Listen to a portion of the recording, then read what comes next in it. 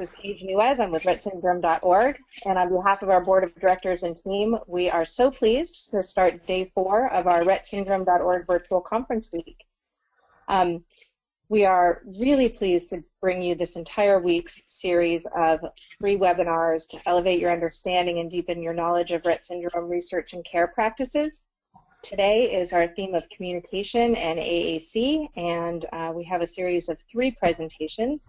Thank you for joining us for this first one. Your children are really important to us. We believe in their ability to communicate. We know that you know their language, and our job is to help others who are in their life also learn how to communicate with them as well as you do. And we're glad to have our experts with us. Before we begin, though, I do want to go over some of the brief technology points of how GoToWebinar operates if this is your first webinar this week. The audio feed is open only for our presenters, so you don't have to worry about your background noise interfering with the presentation. If you look to the upper right corner of your screen, you'll see a control window, a control panel, and in that control panel is a question box, and you can feel free to type in your questions to Kate throughout her presentation, and we'll hold questions and field them at the end. Excuse me. If we don't get your question answered during the live webinar, we will work with her to get all of your questions answered through email and circulate a QA doc after the webinar concludes. If that control panel window is distracting to you, you can click on the small orange box with a white arrow to minimize that window, and then you can click on it again to expand it if you wish to submit a question. Kate has been very gracious to allow us to record the session today, and you'll be receiving an email with that link to the recording afterwards, and therefore you don't have to spend your time taking notes, and you can really focus on her content. So now I'd like you to sit back and meet Kate Ahern, who's a special education teacher and assistive technology specialist. Many of you know her as a moderator on our Facebook forum, Communication and Technology Device Exchange. Kate has completed her 5-year combined undergraduate and Master of Science program in special education at Simmons College in Boston. An overachiever, Kate. And following graduation, she taught intensive special needs in private and public schools. She's moved to working full-time now as an assistive technology specialist and has been doing that since 2011. And I can't even imagine how rapidly the field has changed in the last 4 years. Her interests include augmentative communication, assistive technology implementation, both in homes and school, and AAC specifically in Rett syndrome, Angelman syndrome, and other severe apraxia-related communication disorders. We're very, very excited to have you with us today, Kate. And in the interest of time, I know you have a lot to share with us. Megan is going to go ahead and turn the screen over to your desktop. We'll let you get started today. And as a reminder, if you have any questions, go ahead and type them into the question box in the control panel, and we'll field them at the end. All right, am I up? There we go. I see your first screen. Great. All right, so hi everybody, I'm Kate Ahern, and I work for Easter Seals of Massachusetts. I am going to talk to you today about bringing AAC home. And in particular, I'm going to talk to you about, how do you make this work? Your daughter got a communication device, or you're thinking of getting a communication device, and how are you going to make it happen for her? How are you going to give her the skills she needs? How are you going to integrate this device into your daily life? So we're going to look at some of the ways to do that and some of the ways that I coach families. I do have a small private practice where I work almost only with girls with Rett syndrome and children with Angelman syndrome and some other kids with apraxia-related disorders, but Rett is definitely what I work with the most as far as communication goes. So this workshop is for the parents and for the caregivers, and looking at home. I think when I was a teacher, I don't think I understood the nuances of what it's like to try to get a device set up and used in your house when you have everything else to attend with. You have other kids who need to go to soccer or practice piano, and you need to cook dinner, and you need to get people ready to get on the bus in the morning and ready for bed at night. So we're going to really think hard about how can we implement AAC in our houses.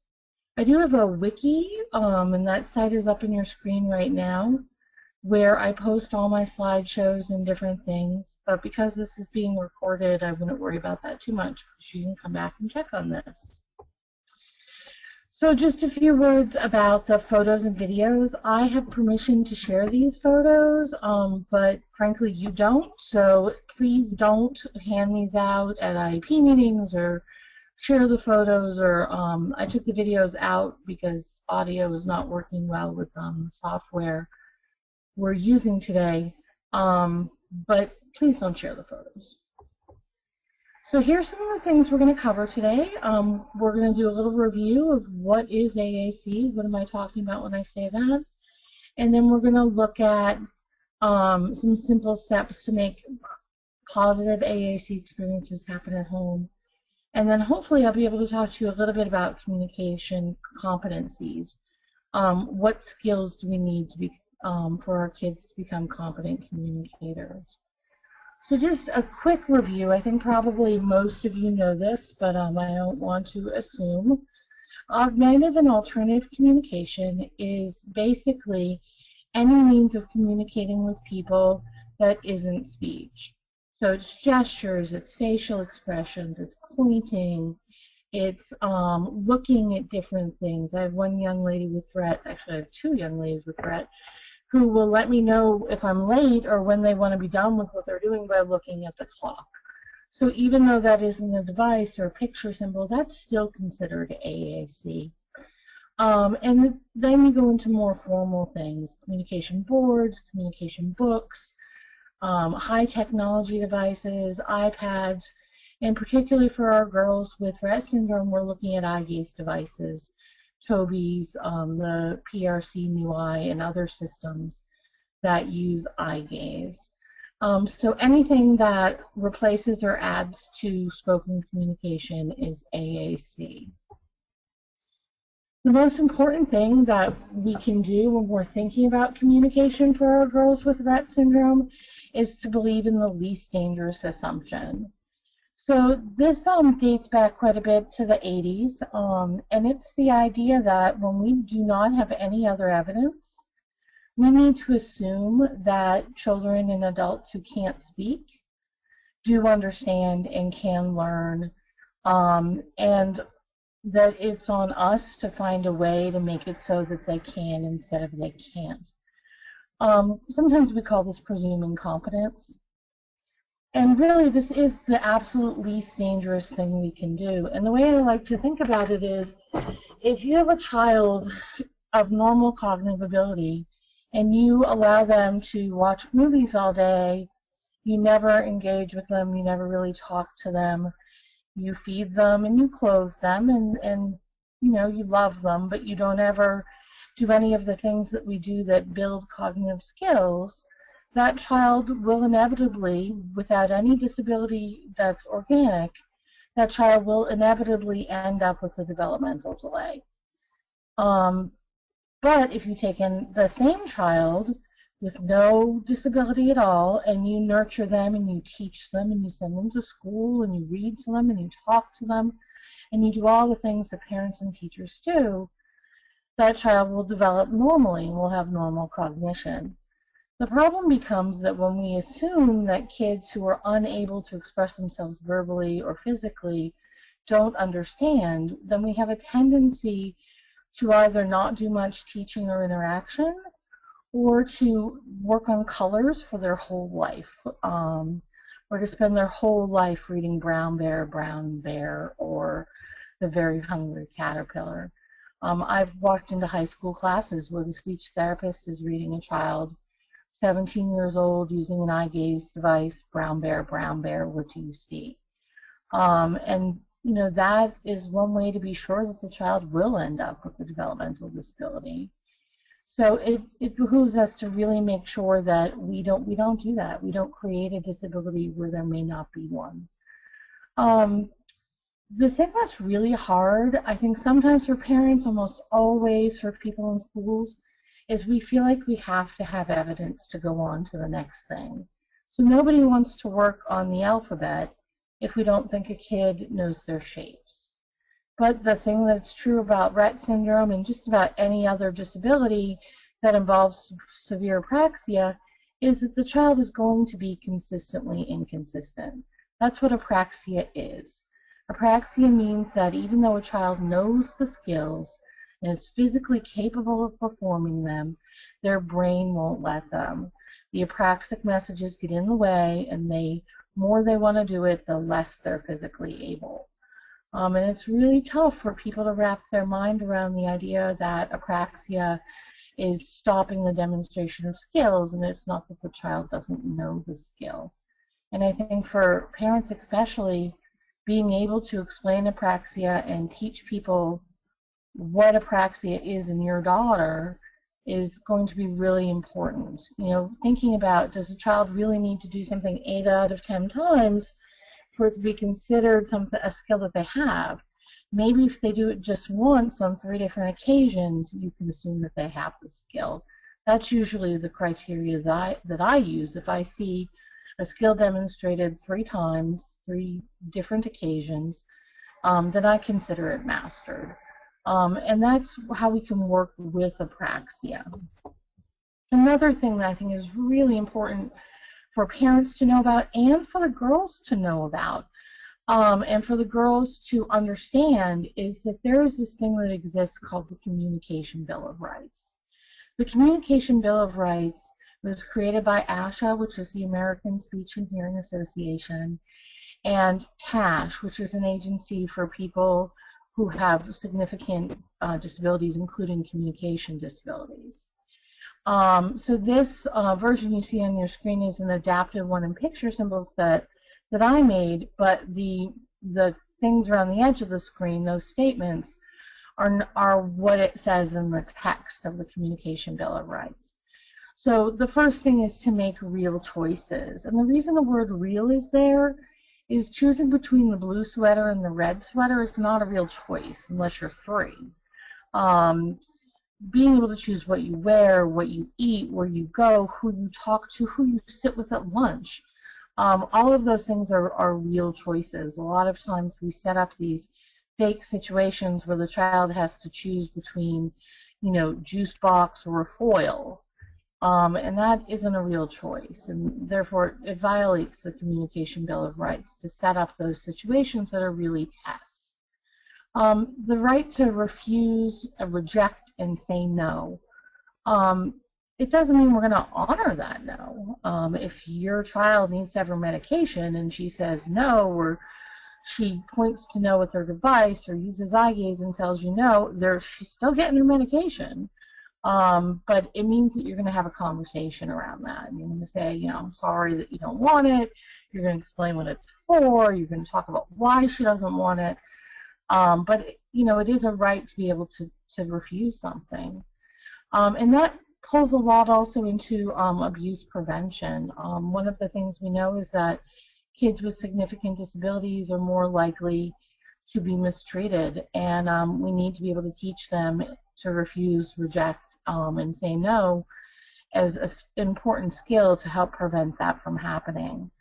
The right to ask for what I want, and sometimes that means that you're going to watch, you know, Good Luck Charlie 480 times because that's what they want. And also it's not that different than any other 10-year-old.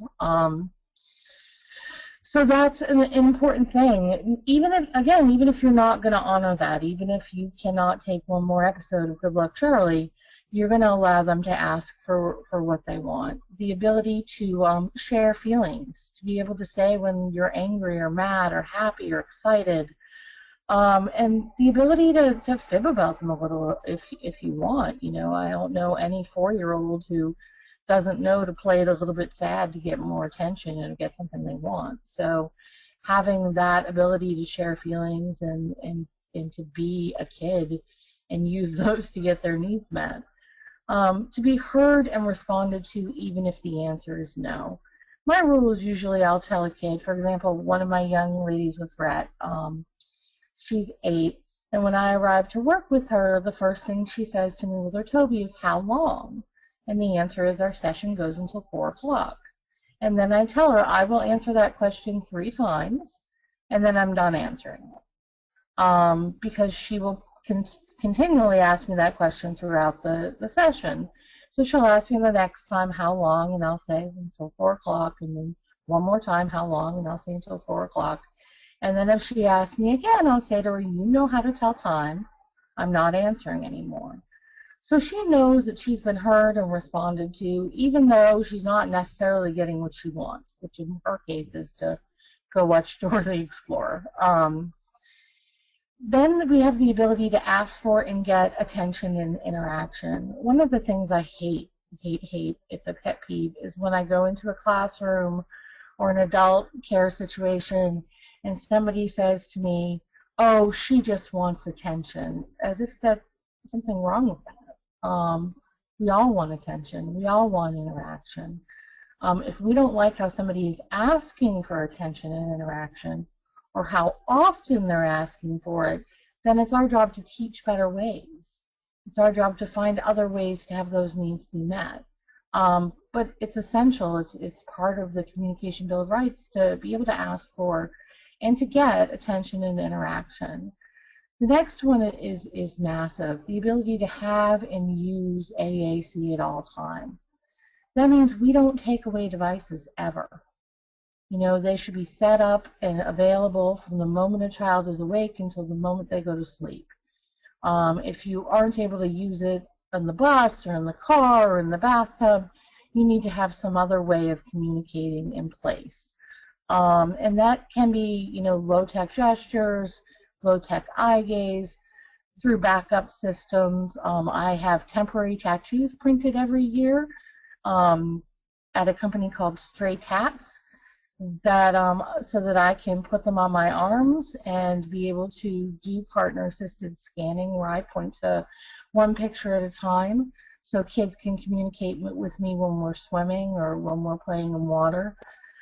So really thinking about how are we going to allow this person to communicate even in tough situations. I hear all the time that girls who are ambulatory with Rett syndrome can't have eye gaze because they walk around. No, that's the most ridiculous thing I've ever heard. I have lots of clients who use eye gaze who walk around. Is it easy? No. Can you take it to the mall? It can be tough. You need a backup system. But is eye gaze out of the question? Absolutely not. There are all sorts of ways that you can set up eye gaze to work if you're ambulatory or partially ambulatory, or to work if you're in bed all the time or in a beanbag chair. The next right is to know when to ask about my schedule. A few years ago, I did an observation at a school, and a young lady with Rett, whose device was in the closet when I arrived, was working with me, and then after our session, the aide took her to the restroom, but the aide never told her the schedule. So she came back to the classroom, and she thought she was going to keep playing with me, and it was actually time for her to put her coat on and go home, and she started crying and yelling. I think at the time she even pinched a little, and she was very upset, and rightfully so. Nobody had explained to her how her schedule was working. All the time I talk to parents who tell me about their daughter's anxiety issues, and so much of the anxiety can be helped and not necessarily gotten rid of, but just eased a little bit if kids know their schedules. Things like if dad's going on a business trip, how many days, how many sleeps will they be, looking at it on a calendar to understand when they'll be back. Being able to have that information can really help the girls manage their own anxiety. Then you have the right to be taught about how to use your communication device and how to communicate. You know, so often we think that if we drop a speech device in front of a child, they're magically going to be able to use it the first time, and that isn't how it works. It's not how it works for me to learn a new language. It's not how it works for you to learn a new language. But yet somehow we think that if a girl can't show they can communicate with it in an hour during their trial, that they shouldn't get to have a device. And truthfully, we need to teach communication, and we're going to talk about that. The right to be a full member of the community.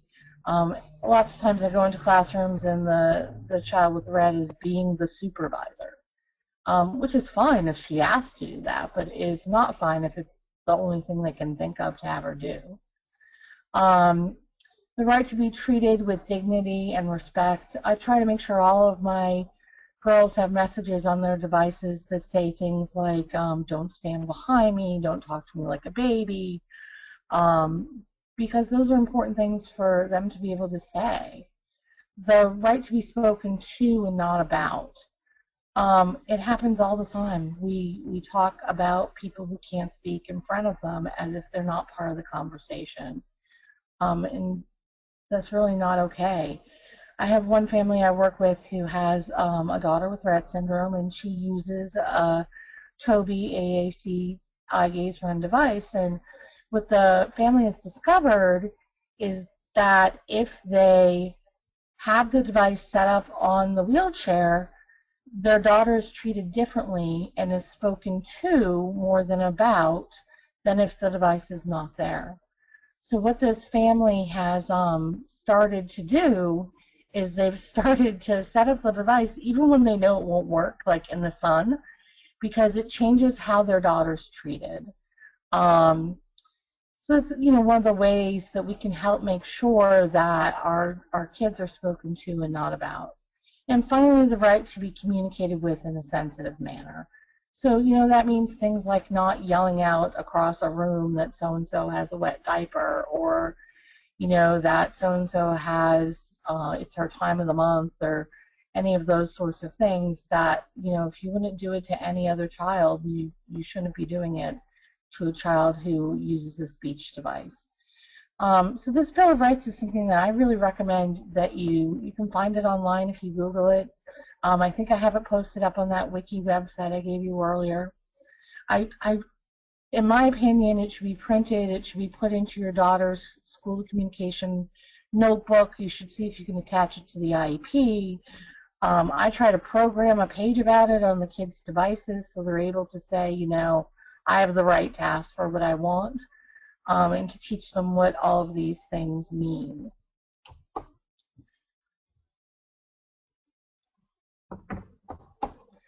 So let's talk about AAC at home. How are we going to do this? So the first thing that we're going to do is we're going to set small goals that work towards full-time communication use.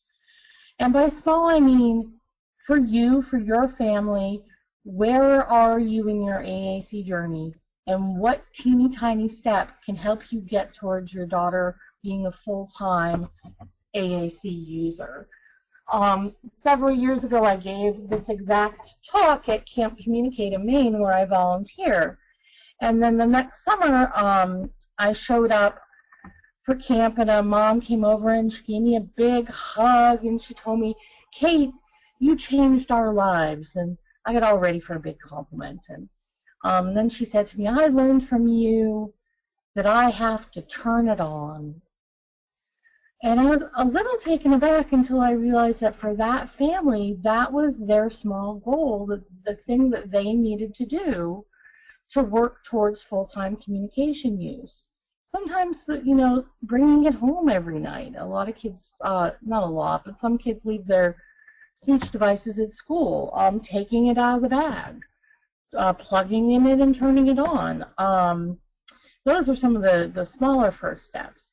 And then breaking it down from there into things that you really can do and fit into your schedule.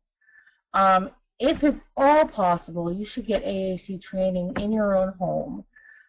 You can see if the school will provide it. If they're providing home behavior training, then you should be able to make a case for home speech training. Sometimes vendors that provide services like PCA services or skills trainer services might have someone who can come in and do some training. The agency I work for, Easter Seals, can do some training. Every state is different on that, though. You can take webinars and online courses like you are today. You can join social networking groups like the RettSyndrome.org communication device group on Facebook. You can there are lots of different ways to connect with other parents and other people who are using AAC at home.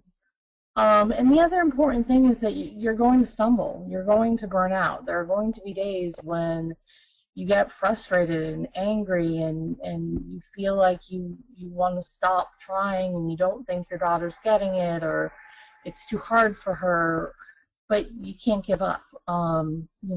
Think about any other child who's learning to communicate. How long did you talk to that child before you expected them to talk back? Did you talk to your infant for 2 months and then be like, you know what, it's been 8 weeks, I am not talking to this kid anymore? They don't get it. Or did you say, this is what we do. We talk to the baby. That's what's good for them. And then you wait. And then at 24 months, you might get a few phrases. By 3 years old, they're still not using grammar. They're 4 years old. You've been talking to them for 4 years, teaching them how to communicate before they have grammar and they have tons of vocabulary.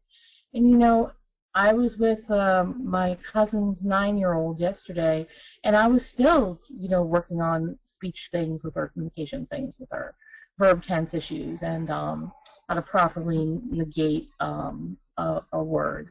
So those sorts of things are what parents do. And you all know how to do that. It's just you're doing it with a device and not with spoken speech. So let's look at breaking it down. So that picture it just reminds me that that's one of the first Rett girls I ever worked with. She's 22 now. She's doing beautifully. She just got her second Toby. So she is on year 6 of using a speech device. And the thing I learned from this young lady, I learned so much from her, but one of the biggest things I learned from her was that you can't accept other people's low expectations.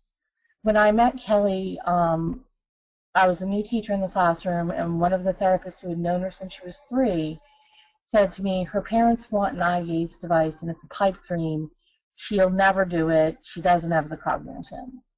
Well, I listened for about 2 weeks anyway, and after 2 weeks of using some very low-tech eye gaze, I realized that, no, this child definitely could communicate with the speech device, and we went forward, and we at the time, it was a Toby P10, which were, for those of you who weren't around then, they were these massive devices that literally ran off a car battery. And Kelly trialed the P10, and she did beautifully, and then she got a Toby CI, and now she has a Toby I series, and she's doing great. But if I had listened, if I had not presumed competence, then who knows what she'd be doing. Anyway, back to my slides. So the first thing that I always tell people is to set it and forget it. Your first job as a parent of a child who uses AAC is to make sure you have the AAC available. So for the first 2 weeks that you're going to try to really increase communication, just focus on getting it out and getting it set up. And that can be, if you're using a high-tech device, getting it out, putting it on the mount, plugging it in, make sure it's charged, make sure it's on. If you're using a pod, it's just starting to carry it with you. A pod is a type of communication book. If you're using some other system, it's really starting to have it out and available. That's the first step. Like that mom said to me, you got to turn it on. And then once you're used to having it in the environment physically, then we're going to move to what I call the 3 M's. Motivate, model, move out of the way. And then we're going to really focus on growing vocabulary and teaching those speech skills. So like I said, for set it and forget it, the first thing you need to do is set it up and turn it on if it's a device, or have it available if not. Remember that this is a tool. Your whole life shouldn't become about the device. Your The device should be a way for your child to communicate and for you to communicate with your child. If you focus on your child using the device, they're probably not going to use it, because that's how apraxia works. The minute you sit down and tell them to say something or ask a pointed question, the apraxia is going to freeze them up and they're not going to be able to respond. So instead, what I need you to do is I need you to take it out and turn it on or have it available, and then I need you to use it yourself. That's called modeling, and we'll talk about that a little bit more in a minute. But that's how you teach anybody a new language, you know. For those of you who are fluent in a foreign language or who have family members who are, you probably know that their hour a day in Spanish class or French class is not what gave them the skills to know a second language. They were immersed in that language at some point to become fluent. So either they did study abroad, or they went to an immersion preschool, or they have relatives who speak the language. That's how you learn a language, is by being immersed in it. So our job, once we set it up and forget it, is to do the modeling. So, is to motivate and then do the modeling. So for motivate, which is the basis we build our modeling on, is doing an interesting activity. So sometimes parents will sit down and they'll turn on their speech device and they'll say, okay, I'm going to model to you now, and the focus is on the device, and that doesn't usually go well. You need to focus on an activity, something motivating and fun. So in that picture is a Rett girl, Samantha, who is using her Toby to help guide us in coloring Easter eggs. And this video is actually on YouTube if you look for it. I think it's called Dyeing Easter Eggs with Assistive Technology. But Samantha's hitting a foot switch to pour the egg out of the cup. There's a battery-operated cup pourer there that my hand is touching. And as she's doing this, I'm talking to her with her Toby, and she's talking to me with her Toby. So the basis for the activity isn't we're going to sit down and I'm going to model. The basis for the activity is we're coloring Easter eggs because it's Easter time, and that's what families do. And then we model as part of that. So even something as simple as dinner time, you know, you want to model language on the device that is how the family talks at dinner time. So, you know, asking for a pass of peas or a glass of milk, or, you know, do you want to have dressing on your salad, that's important. Those are important choices. But remember, our Communication Bill of Rights, you know, making real choices was just one of many, many rights. So we want to be able to teach all these other things too. So you're going to use their device to talk to them. And my advice is usually to start with one sentence a day. Have one thing a day that you say to your daughter with her speech system, whether it's a book or a high-tech device. And then you're going to build from there. If you can find an activity that is done frequently in your household, that is more laid back, so getting ready to get on the bus is probably not the best time for modeling. I would love if you did it. It would be great for your daughter. But realistically, it's hard to do. So if maybe bedtime, or maybe when you're reading her stories at the end of the day, or, you know, maybe dinner time, whatever time of your day you're able to fit in talking to your daughter with her device while you do something motivating, is going to be the way to go about doing this. You know, really making it something pleasurable for you and your daughter is going to be so important. You want to focus on comments. You want to focus on having your daughter ask questions, not just answer them. I don't know if you've all seen on YouTube, or not on YouTube, on Pinterest or on Facebook, this picture going around that says the average 4-year-old asks 424 questions a day. That's how kids learn about their world. So you need to make sure your daughter has her page that has why and how come, so that she can ask those questions so you can explain how the world works for her. But basically, you want to set up situations where communicating is irresistible. It's motivating not just for her, but for you. so that you both want to take the time to talk with the speech system that you're using. And then once you've got the motivating situation is where you start modeling. So Linda Burkhardt, who I'm sure many of you know of or have met, she teaches the pod training courses and has for many, many years done many things in communication. She always says language in equals language out. We have to put language in, we have to model language for the girls to talk back to us. And so this is true for any child or adult even learning a second language, but for babies and toddlers who are learning to speak, they learn to speak because we talk to them in the language we expect them to talk back to us. So if we expect a child to talk back to us with a book, we need to talk to them with their book. If we expect them to talk back to us with a Toby, we need to talk to them with their Toby. So the fancy word for this is aided language stimulation, or sometimes it's called aided language input.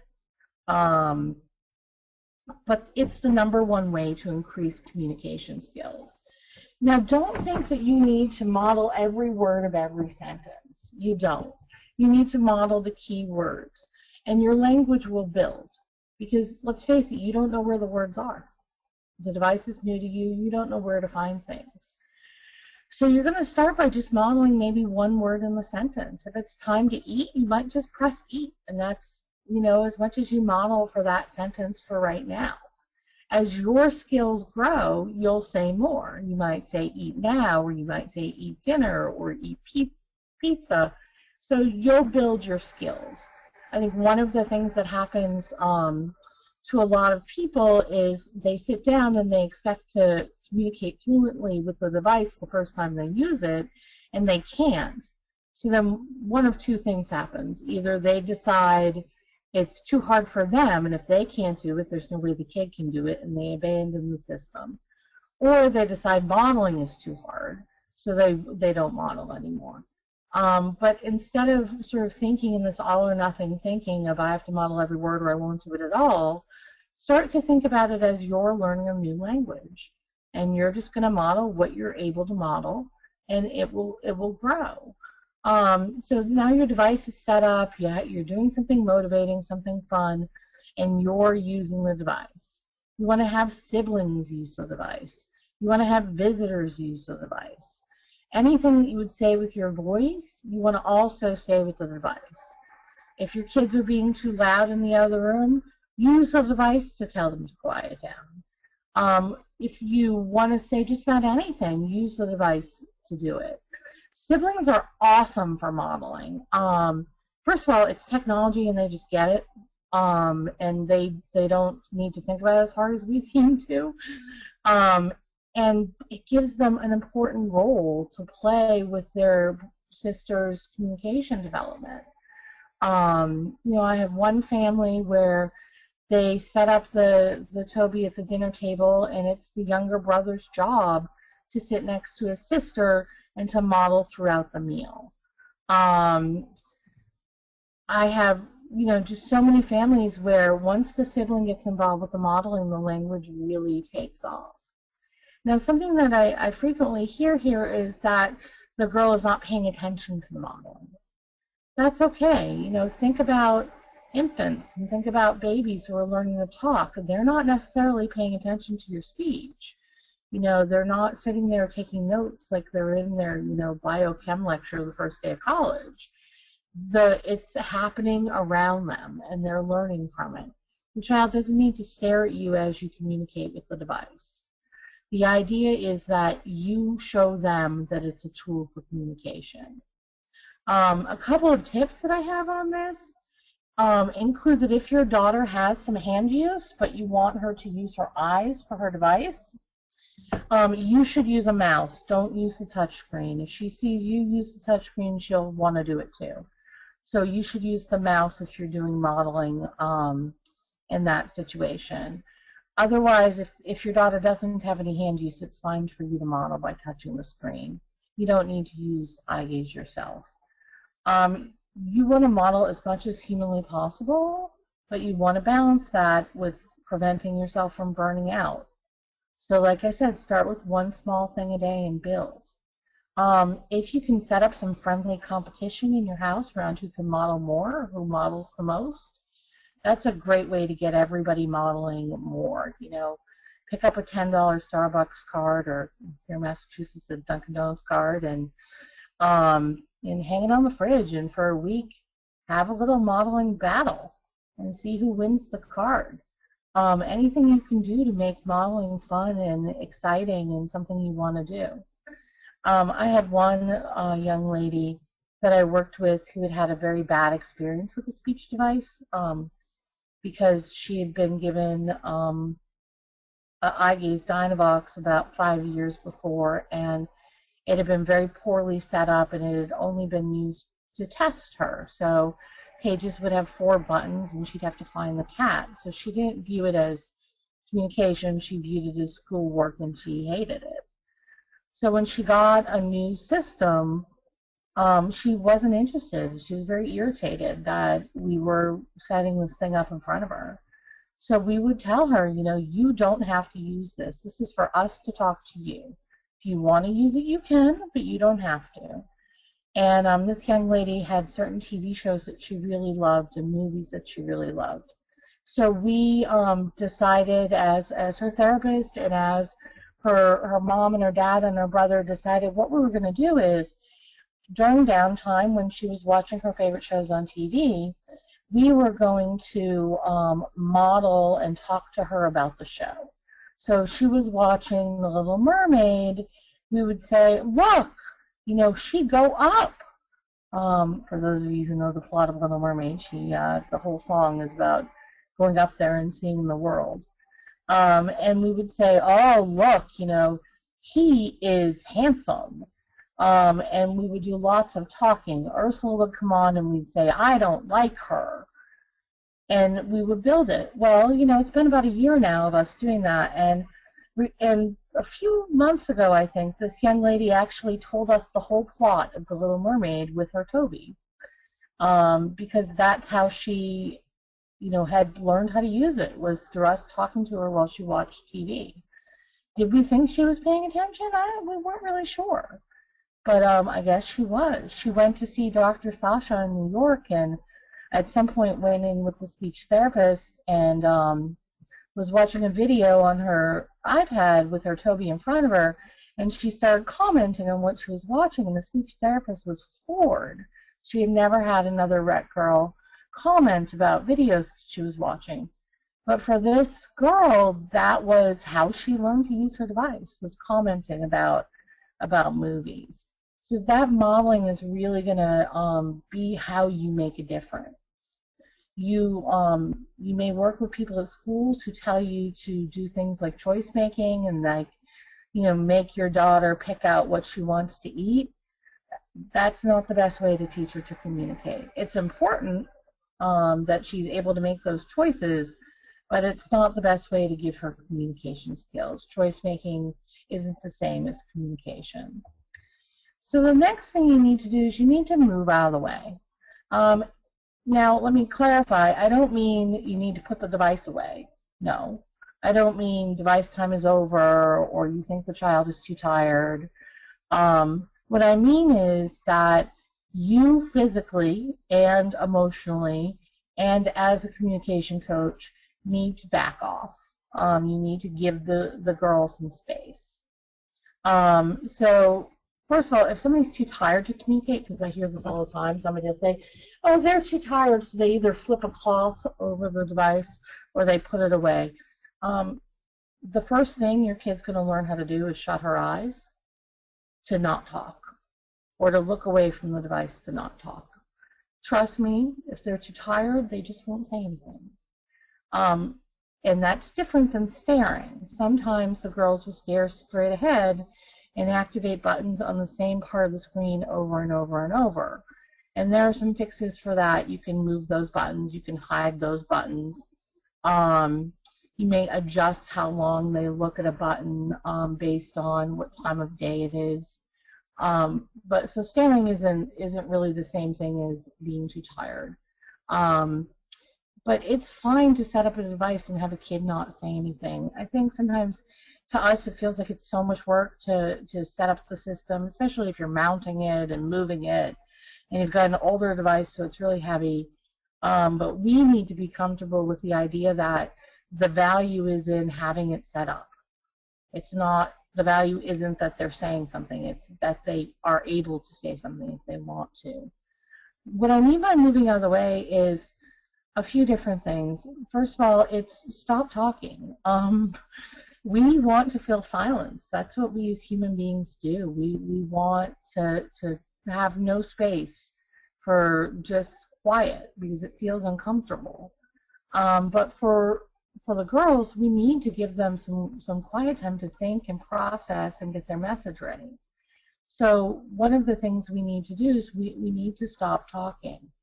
And so for a lot of families, what I ask them to do is stop and look at the clock and see how long it is before the child replies, if they reply at all. And then set an amount of time that you're going to wait after you say something. And I don't mean you're going to say ask a question and wait. I say like even giving a pause in the conversation for them to make a comment. So what you're going to do, for a lot of families, it's 20 seconds or 30 seconds. So you're going to be chatting and you're going to say, oh my gosh, I can't believe who they kicked off The Voice last night. That's unbelievable. I wonder what you think of that.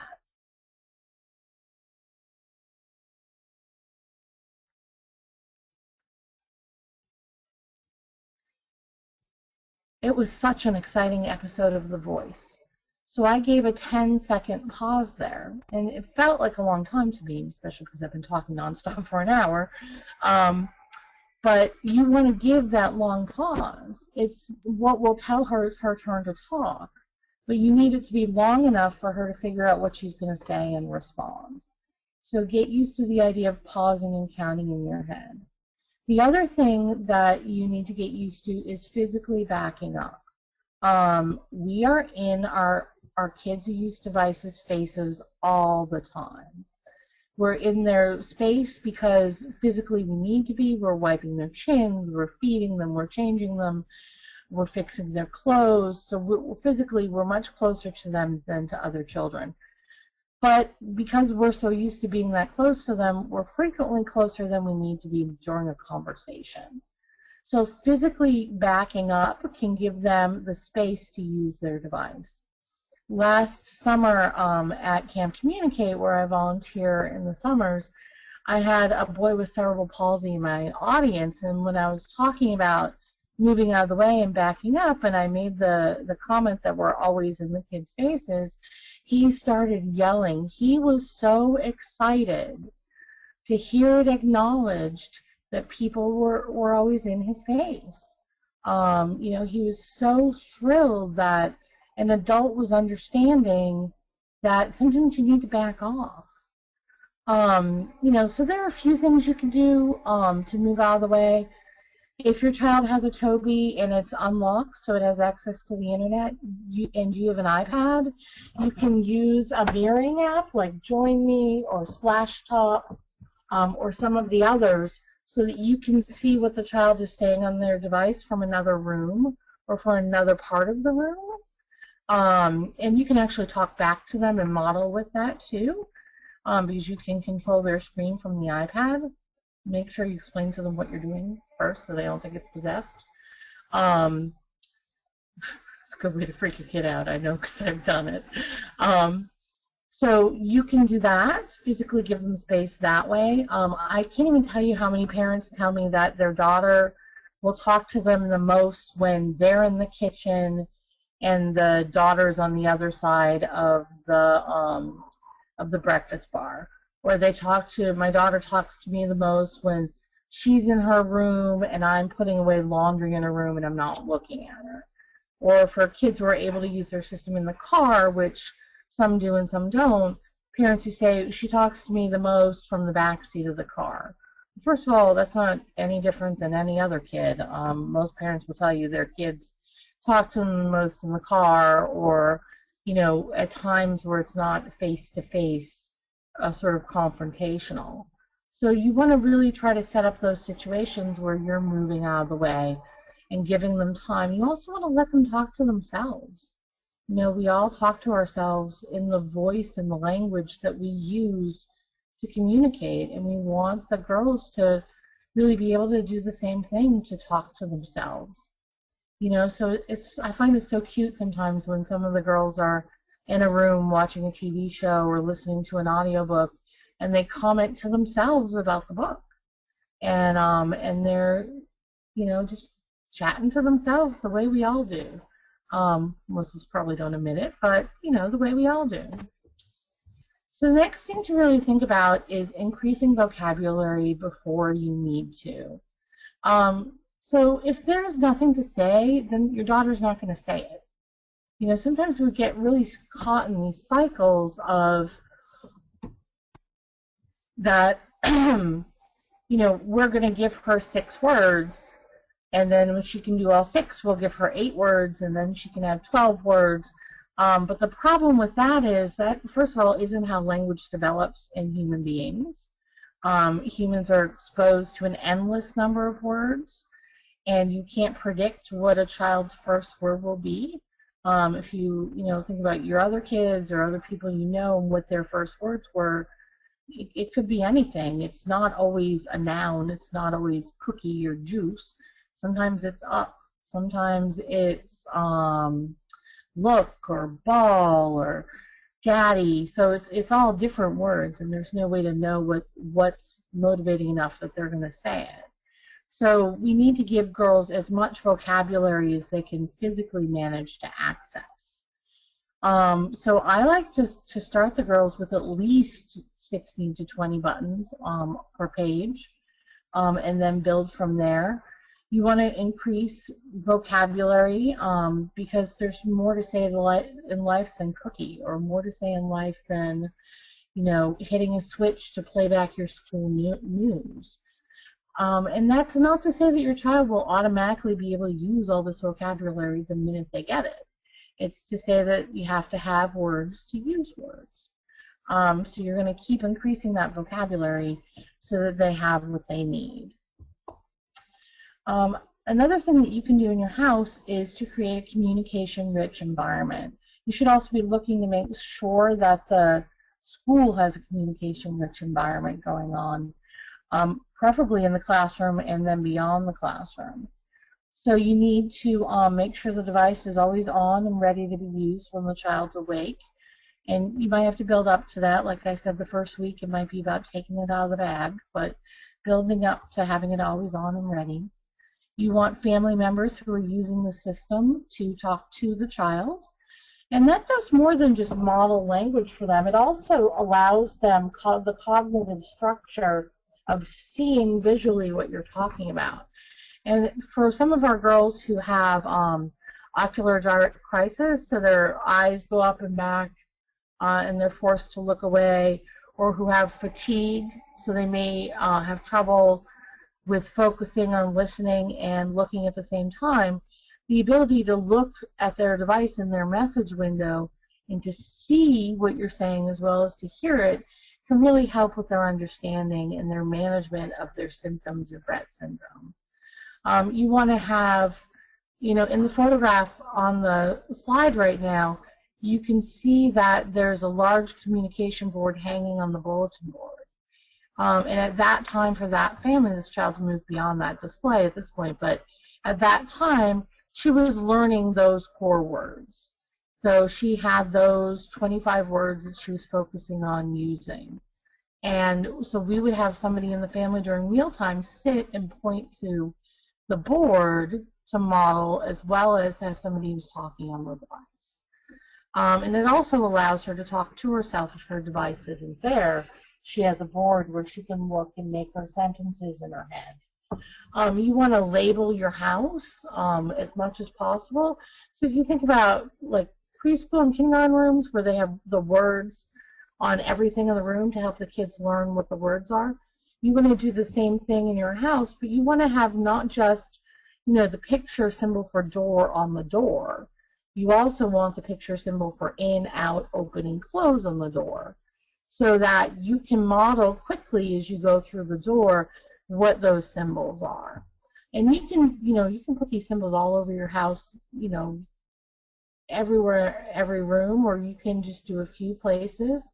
But the more you teach your daughter that these pictures have meanings and here's what they mean, the more vocabulary she's going to have. And you want to think about places too, like the bathtub.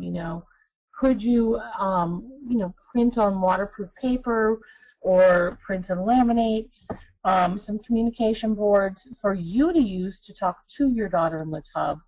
And then you could do what we call partner-assisted scanning, where you point to one picture at a time, and she gives you a yes, whatever her yes is, in order to tell you which one she wants to say. So really thinking about all of those different areas of communication. And I mentioned this already, but involving siblings is so important. Kids are so tech savvy. You want to harness that for your advantage, especially if programming is going to be much easier for them than it is for you. You want to encourage them to do the modeling on the device. You want to insist that they respect communication made with the device. Any sibling worth their salt knows how to manipulate a situation to say that their special needs sibling wants something when the person who really wants it is them. I'm sure we've all seen that happen, where you're you're at somebody's house and you or you're with your kids and your son says, "Oh, she wants to watch me play Minecraft." So really teaching them to respect the communication that's made. So maybe if they do want to watch them play Minecraft, but if they say, I want to play My Pretty Pony, saying, well, you know what, she watched Minecraft for a while today, I think you guys need to play something she wants to play for a while. You want to ask siblings for their input on what kind of language to put on the device, what words are cool and being used right now and what words aren't. You don't want them, sounding like a 35-year-old woman if they're, 8. So talking to siblings or neighborhood kids to get that language that you need, or is epic still a word the kids are using, or is not so much? Are the kids saying awesome, or are they saying cool, or are they saying something else? Getting those words down onto the device. Any jokes that are hot right now, my 9-year-old cousin and her friends right now are into that guess what chicken butt joke. So when I talked to a family that had a child of the same age in the same school district, we made sure to put that on the device because we know that's what the kids are saying to each other. And then you can teach older siblings how to do some simple programming so that they can put on messages and add words. But siblings are such a vital part of this process. And it also, makes them feel valued. If I remember correctly, the picture that's there, this mom came into the room and she didn't know that this brother and sister were playing together. And they were playing together and clearly involving the Toby in their play. And it was, just regular old playtime. And that's what you want. You want the siblings to be so comfortable with the device that it's just part of who their sister is. There was a video here of that same little boy that playing with his sister and them doing some modeling, but I'm not doing videos because you won't be able to hear them. So let's talk about light and backup tech. So a few times I've said different things about needing to have a backup system or needing to have a way to communicate with your daughter if her high-tech system isn't working, or maybe if you don't have a high-tech system at all. So spelling boards are one backup system, or spelling flip books, alphabet flip books, that for most of our girls, because they're not pointing, you would point to one thing at a time and they would tell you yes on the one they want, or you point to one section at a time. So paper-based books, here is part of a miniature pod book that is I'm in the middle of making for a child. So these books This will eventually be laminated, and it's for a child who does partner-assisted scanning. So you would start with the first page, which, let's see, is right here. And then to have the, I would model when I talk, and then the child, I would say, is it in this row? Is it in this row? Is it in this row? It's in this row? Okay. Are you saying, excuse me? No. Are you saying, I'm sorry? No. Are you saying, just kidding? Oh, look, you're saying, just kidding. Just kidding. So having this system available is really helpful for if the, hold on, let me just put them back in order, otherwise I'm going to have problems later. Okay, but having that backup paper system is really important if their device breaks, or if you're going somewhere where you really can't use a higher tech communication system. Core word boards are another thing. So core words are words like go and up and it and that.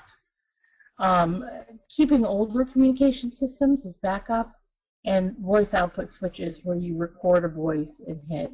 Those can be nice for things that need to happen quickly. But you just remember that you make a choice and then you make it your voice. So the girl should be involved in deciding what gets recorded. It makes me crazy when I see teacher aides take the switch out in the hall where it's quiet and record a message, and then the kid has no idea what the switch is going to say when they hit it. And it's supposedly supposed to represent them talking. So, you know, make a choice and then make it your voice. It's a Caroline Musselwhite, who's another AAC specialist. That's her little phrase that she uses. Some other things to really think about is that high-tech systems break, always. They're going to break. It's not will they break, it's they are going to break. When will they break and how often? And then there are places where you can't really use high-tech. You can't use high-tech in the pool. It's tough to use high-tech on the boat, the bathtub, certain places that, you know, in the X-ray or MRI at the hospital. So you need some other way for communicating there. So you really need to have a plan. What are you going to use in that situation? Where are you going to use it? How are you going to use it and implement it? And you need to make sure you have it ready before you need it. If your kid's device, she has a Toby and it breaks, once it's broken, it's a little too late to start thinking about what your backup system is.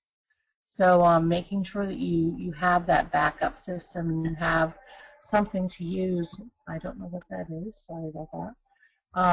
Something to use when the system goes down.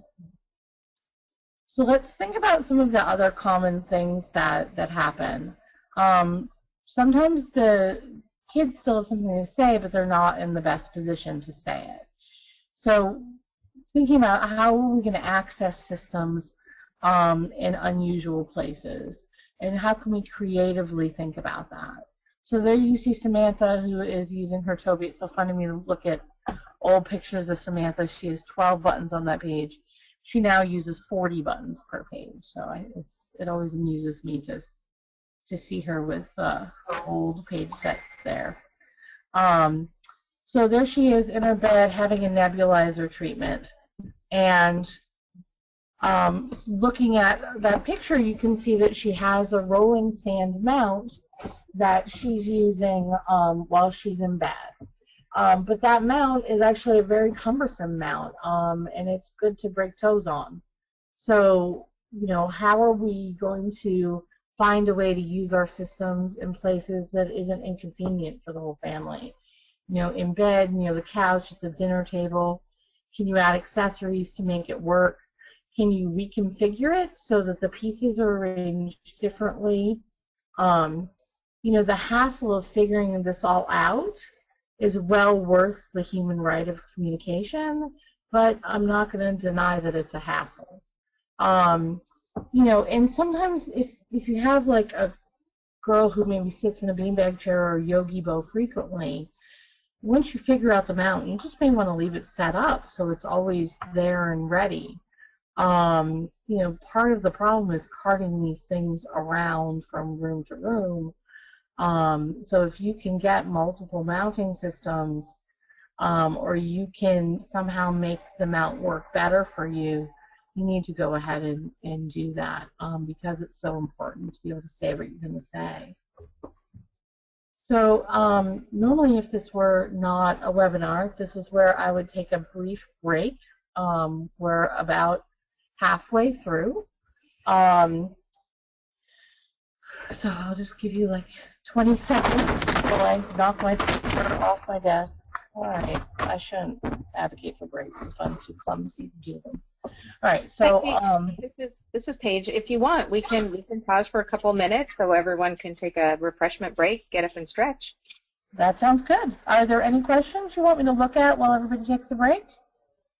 Oh, if you'd like, I could. Do you want to address them, or do you want me to email them to you? Yeah, that'd be good. You want me to break yourself? Oh, I'm good. Okay. A minute or two, let everybody get a drink. Let me get a drink. Okay. Well, if you want, we could take one or two questions, and then yeah, let's do that. Let's take a couple questions. Yeah, it's long to kind of just go on for 2 hours. Okay. So the question is, how do you incorporate both the pod and the Toby in daily life so that she learns both systems? Do you have some thoughts on that? How do you get her to initiate using the pod at home? Questions. Well, those are two different questions, but so they're similar. But so the first thing is you need to use both, and I think that probably your day flows naturally so that you can use both. You know, if waiting for it to get on the bus, the device is packed away, so that's a good time to use the pod. Bedtime, if you don't have a rollover bed mount, is probably a good time to use your pod. Definitely, if it's laminated, bath time is a good time to use the pod. And then using the higher tech time when she's sitting in a more formal way, I think it's just about having a plan.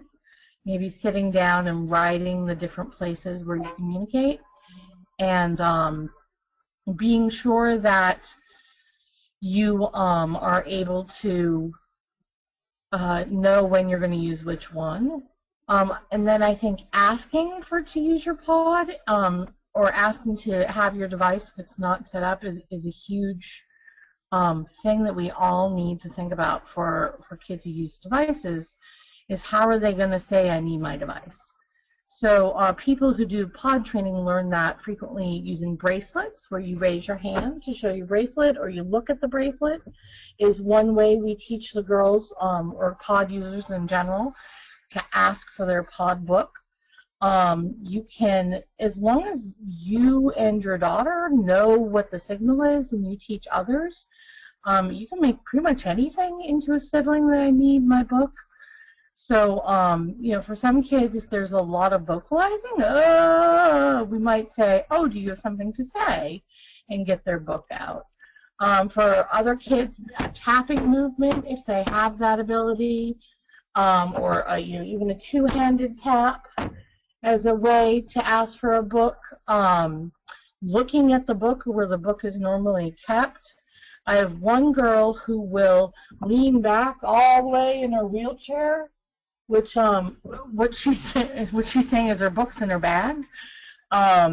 So you know, you want to decide what is the signal going to be, and then you want to teach it to your daughter. And if it starts with a natural gesture she already has, you can try to shape that gesture into something more formal, and then just make sure that everybody knows what it is. I'm a big fan of communication glossaries, where we either do them on an iPad with an app like Pictello, or we do them on paper, where we have pictures or video clips of the girls' gestures and informal communications with information about what it means, so that you can hand that to the substitute teacher aide or the babysitter or grandma, so they know that when, you know, tapping means drink, but leaning back means I want my book.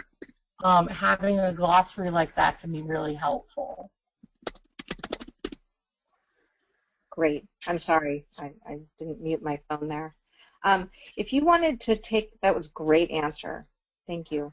We had quite a few parents ask if you could put up the slide again with the iPad apps. And if you want, maybe we could just rest on that slide for a minute while everyone takes a drink, and then we could pick up with the presentation. Would that be okay? You mean the website? I don't think I had one with iPad apps. Maybe you spoke to them. Did they mean this? Nope, I've been repeating that link in the chat box, so people have been.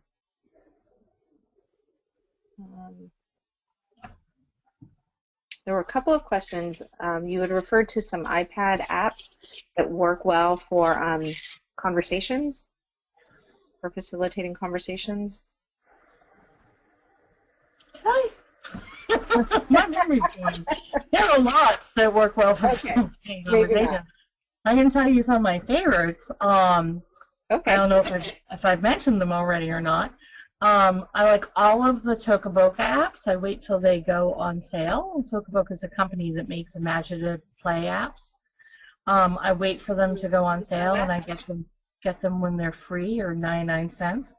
So like Tokaboka Birthday Party is a fun one. Tokaboka Tea Party. Tokaboka Kitchen, where you feed the monsters.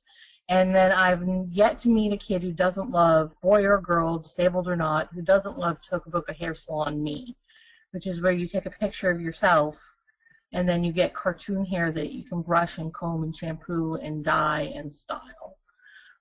So there's lots of conversation things you can do with that app. For kids' books apps, I love Don't Let the Pigeon Run This App, which is based on the Mo Willems book. And it allows you to record your voice. So you can record what the kid says with a device into the app. And I love, there's a monster at the end of this book, and there's another monster at the end of this book for little kids, the Sesame Street books. There's something called Frozen Storybook, I think. That may not be the precise name of the app, but what the app is it's basically frozen paper dolls, but in an app form, and you can record them moving and talking. So I have one girl who has Rett use her Toby to record what's his name? Kristoff, to record Kristoff saying how much he wanted to kiss her. And made a whole movie about how Kristoff wants to kiss her. If you're working with a kid who's working a little more on part of speech or is learning Sonaflex, which a lot of the girls use, I like Sparklefish and Mad Libs to work on parts of speech. I like Pictello for writing your own books and talking photo albums. I'll try to put together a list that we can post somewhere that has all of the apps I use with the kids. There are quite a few. Just for people who are Facebook messaging me, it's kind of hard for me to look at those and pay attention to what I'm doing. So if you just want to wait till this is over, that would be helpful. And then Facebook message me as much as you'd like. So Paige, were there any more questions?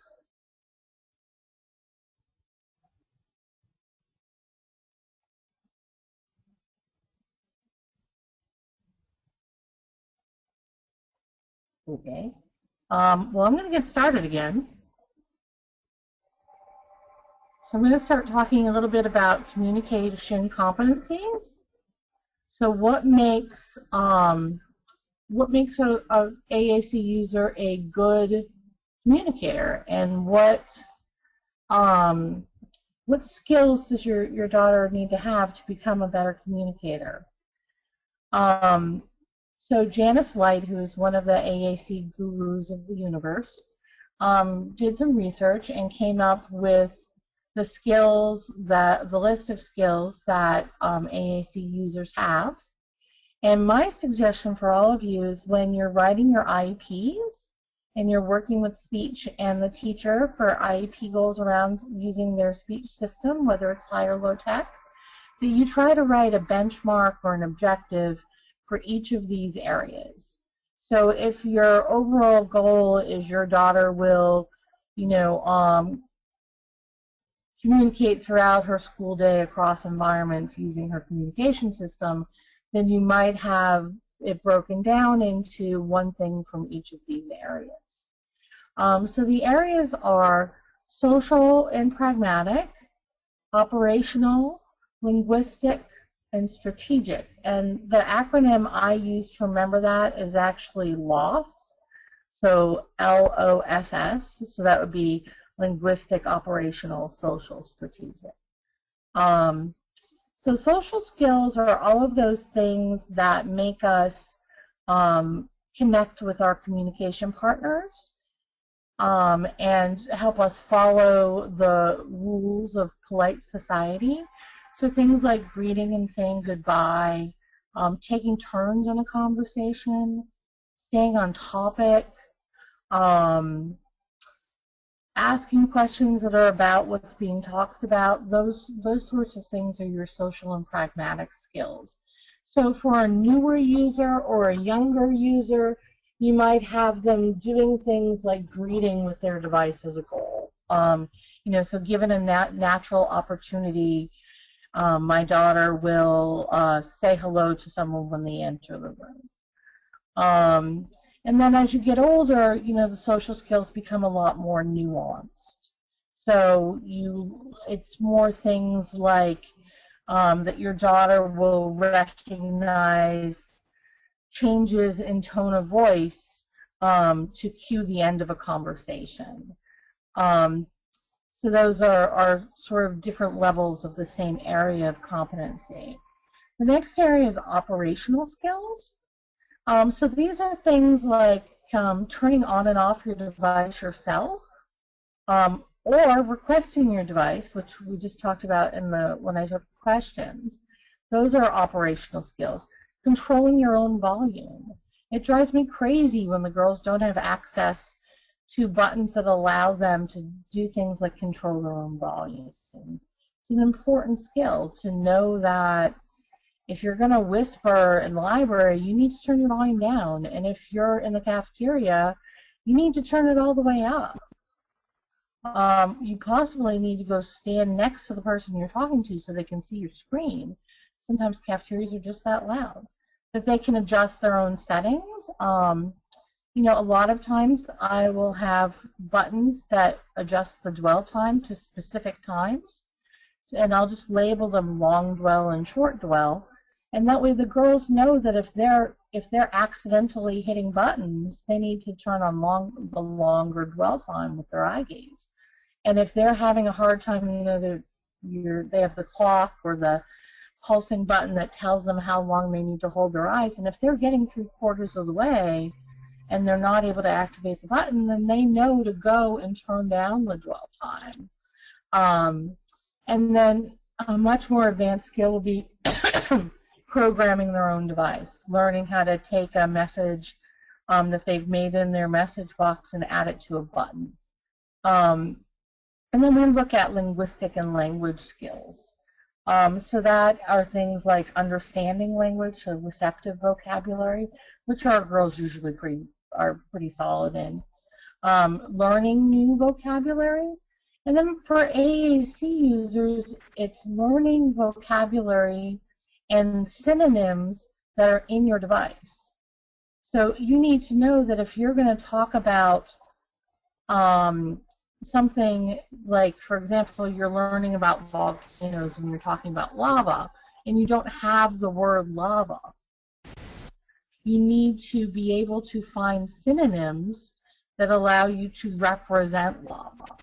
So you might say, it's hot thing from mountain, which would be enough for your communication partner to say hot thing from mountain. Oh, do you mean the lava from the volcano?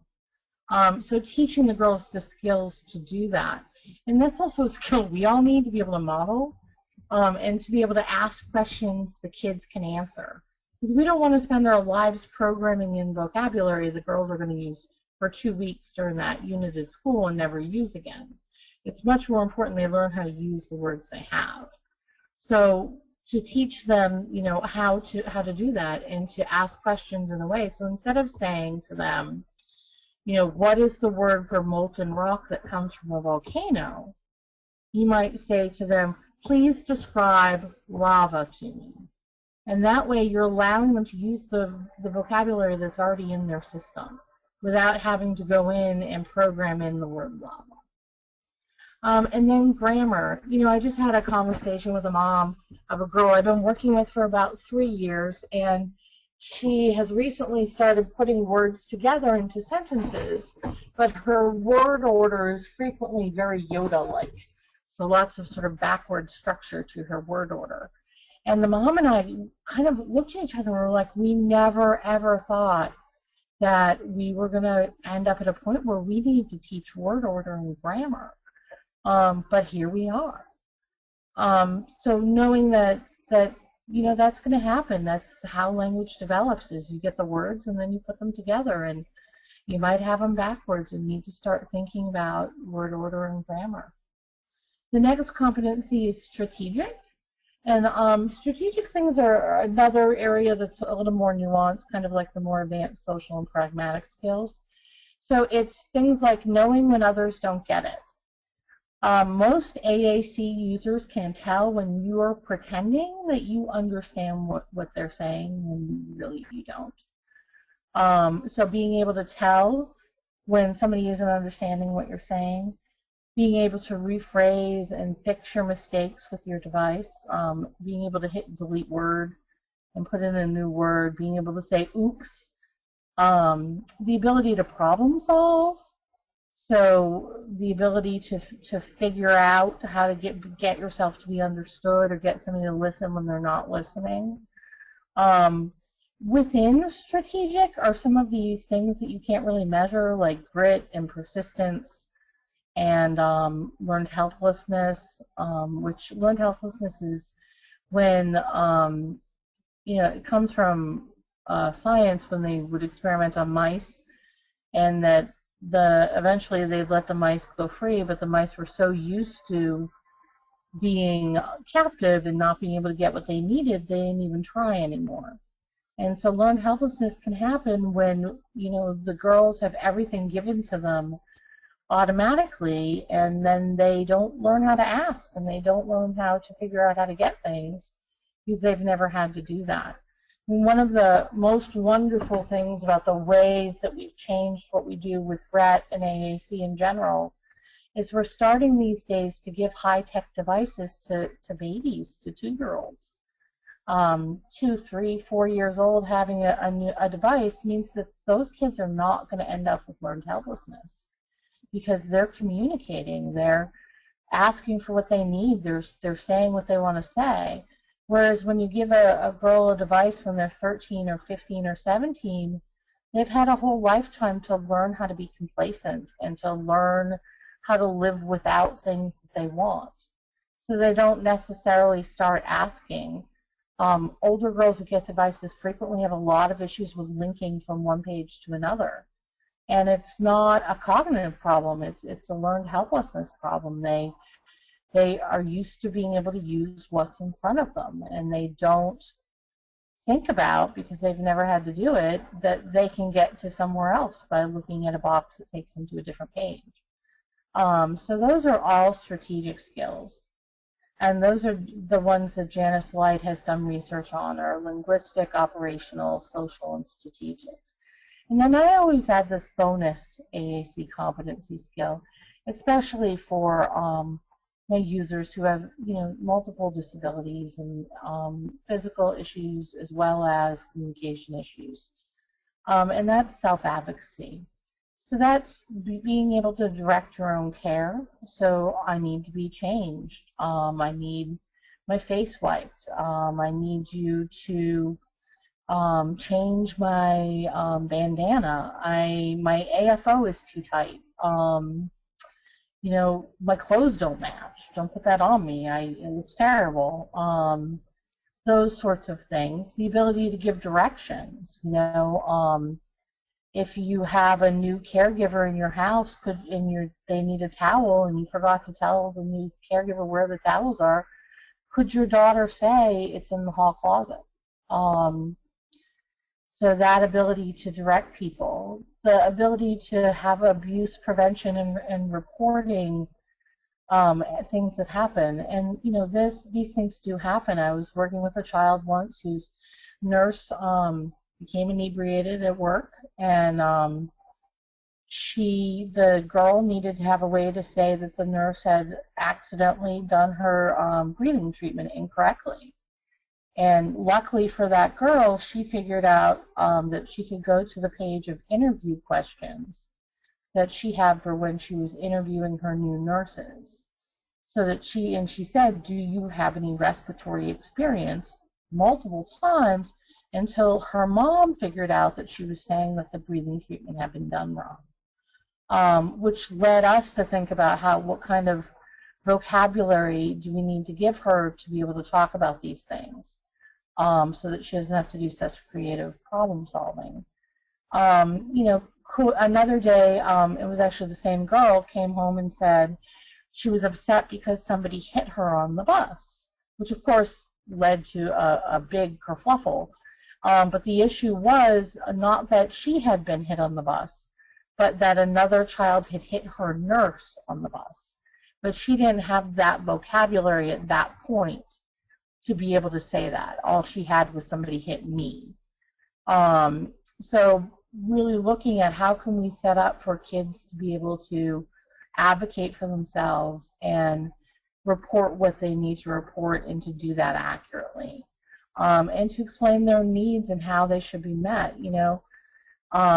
For our girls who are teenagers, are they able to say, I have cramps, or, I'm really cranky, go get me the chocolate now?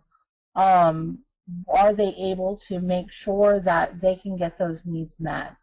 And it's so much more than being able to ask for, a cookie, right? It's so far beyond what a lot of parents are thinking about when they think about communication. But to me, those skills are just so vital, just for me feeling safe, knowing that these kids I work with and love are out there in the world, knowing that they can do those things makes me feel a little more comfortable. And I'm sure as parents, it's so much bigger to know that your daughter will be able to do these things. So those are the areas of competency in AAC, and they're the things we need to be thinking about, whether we're at saying hi and goodbye, or we're at, are they able to program a message on a button? Really, how are we working with our daughters to make sure they're able to do these things? And how are we going to write these things into the IEP for them to be able to do? So let's talk a little bit about some of the techniques that we use to help our girls develop language at home and other places. So one of the things is called a prompt hierarchy. If you're a special educator or work in occupational therapy or physical therapy or in behaviorism at all, you'll know a little bit about this. So the idea of the prompt hierarchy is we never give kids more of a prompt or more of a cue than they need.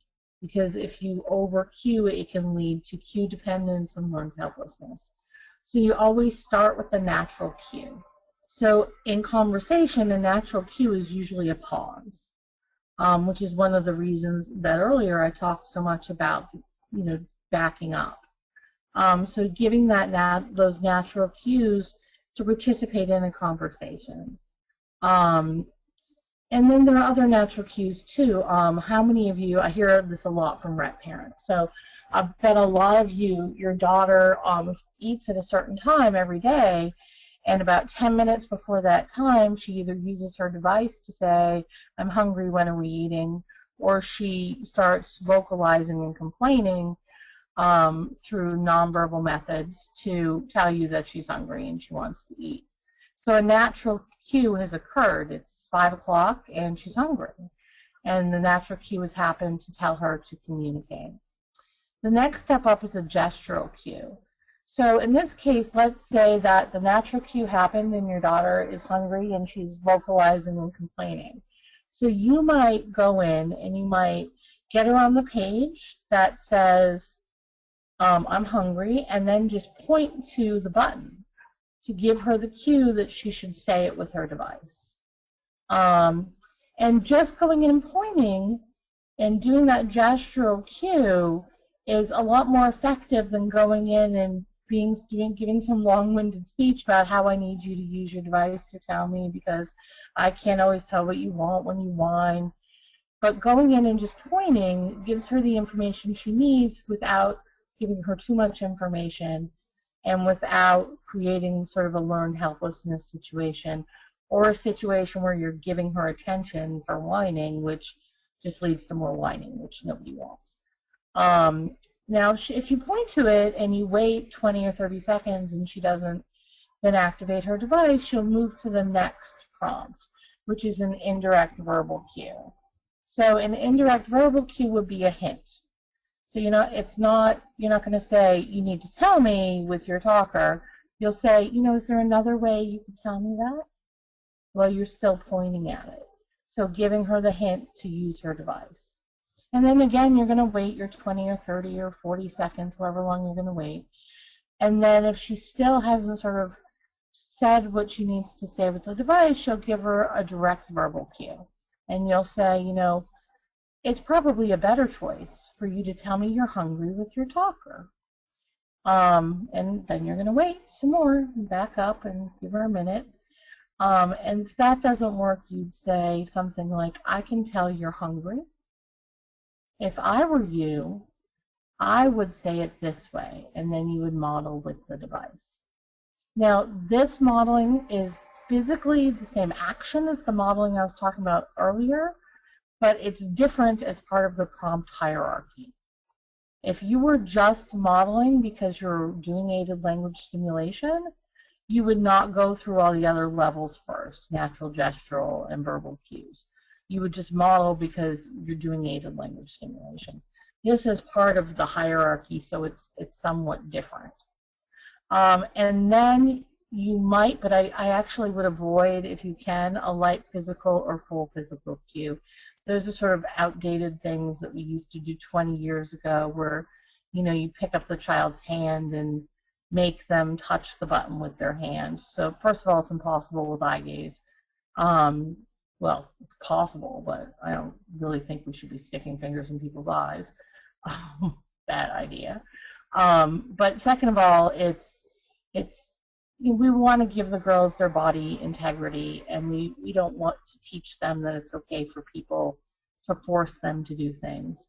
So I would stop at modeling, and I would just say, I can see that you're hungry because you're making all this noise. If I were you, I'd say it this way, and then model it, and then move on. But those are the full prompts. So you can think, if you can think of it while you're in the middle of something to go through the prompts. It's a good way to make sure you're not over-cueing and you're not sort of increasing the amount of learned helplessness that your daughter might develop.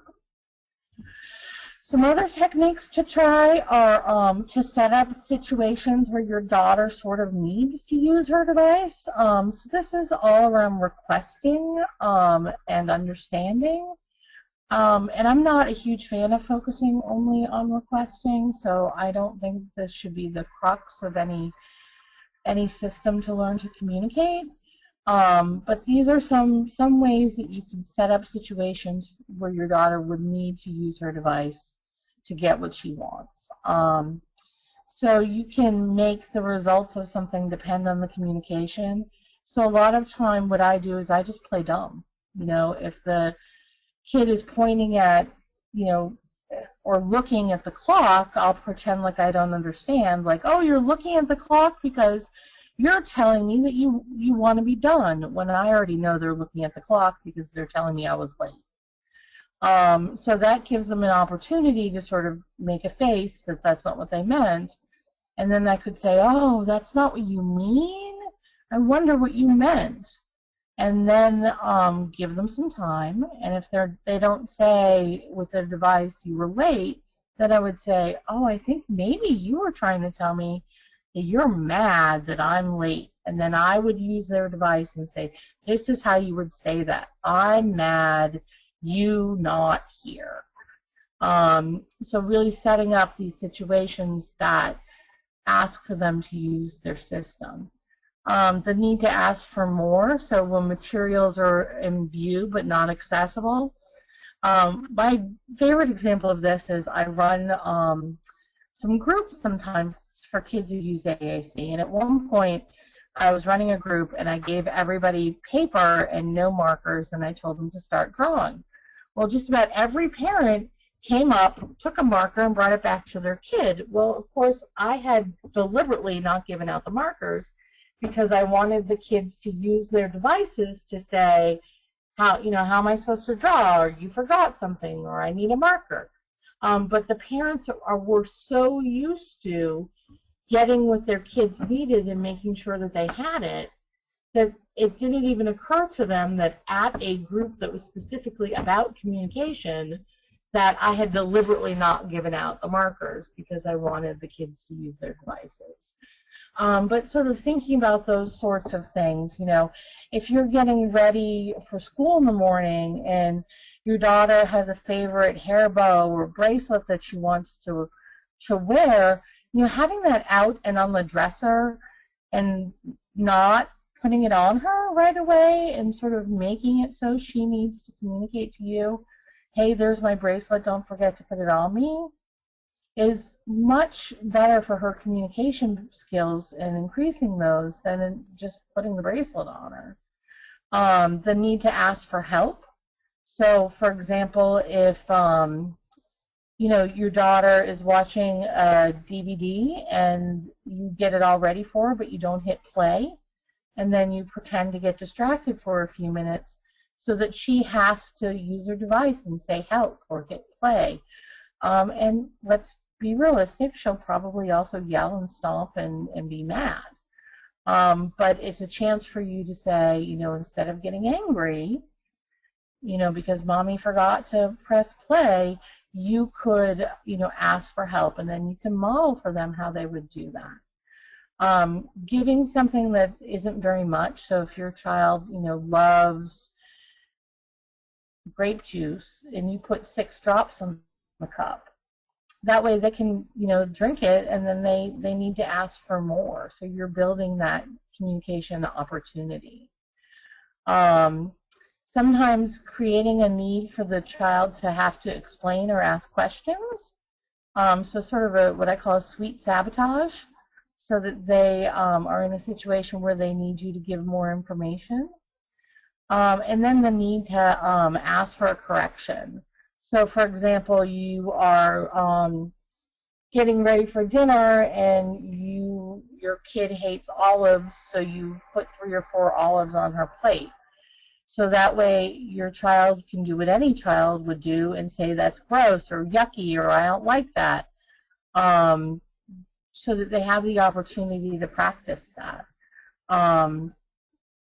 So those are more techniques that you can look at to help with communication. Let's think a little bit about when you leave the house. How is your daughter going to communicate out in the world with her device? This is the one time where you get to say a kid is lucky that they're in a wheelchair, because mounting becomes a lot easier for kids in wheelchairs than kids who are ambulatory or partially ambulatory. So wheelchair mounts, usually we order them when we order the device. They attach right to the wheelchair, and you're usually in good shape. The only problem is sort of carrying it and setting it up when you get on and off the van, or in and out of the car. So that should become something that is a habit. to carry the pole and attach it and set up the device every time you get out of the van. And at first, you're going to think to yourself, do I really need to do this? I remember one mom said to me, I brought this device, do I really need to set it up? And I said, well, only if you think that he might want to say something. And she sort of looked at me and realized that, of course, he might want to say something, and went and set up her son's communication device. Things get tougher when you have a girl who's ambulatory, so sometimes we have rolling carts. Sometimes it means we're going to use our pod book and not our eye gaze system. But really thinking about, if we're going to use our pod book, who's going to carry it and where? And are you going to wear it on a strap across your chest? Are you going to put it in a bag? And if you do that, how are you going to remember to take it out so it's available? I'm also a big fan of visual supports for adults. So hanging a visual step-by-step directions with photos of how to set up a mount or how to turn on a device, or a picture on the outside of the backpack that says, take out my pod book, so that there are those reminders to do those things when you're out in the world. Carrying devices has gotten easier and easier. I know not a lot of our girls use devices with touchscreens because of the issues we have with the stereotypies with their hands. But, if they can carry their pod book, even if they're not going to point to pages, that's a great scenario, because then maybe they can tap the book when they want to use it, and then somebody can help them use it. But really thinking about how are we going to carry it, whether it's us or the girl who's carrying their own system.